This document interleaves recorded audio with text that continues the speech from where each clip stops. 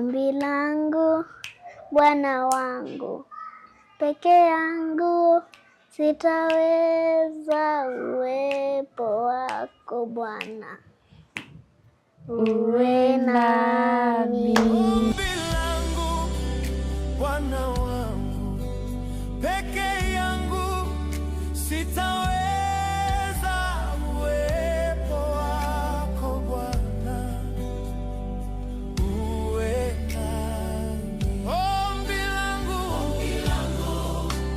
Bwana wangu, peke yangu sitaweza, uwepo wako Bwana uwe nami.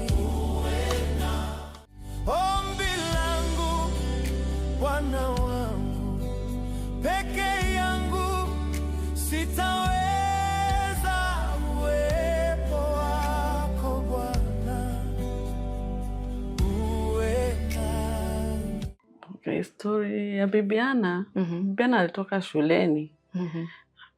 It was on a Friday jioni kama tu kawaida. Akasindikishwa na babu yake.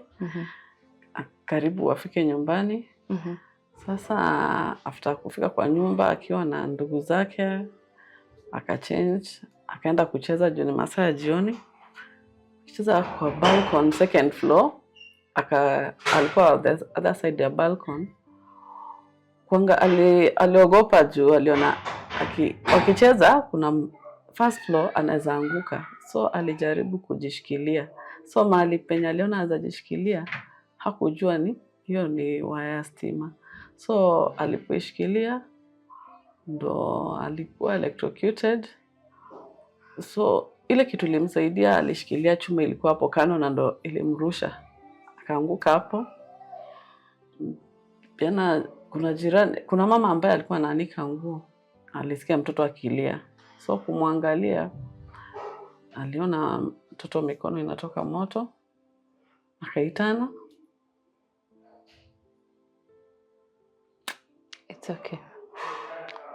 Jirani akakuja, akamchukua, akatolewa sasa kwa hiyo balcony, akapelekwa the other side.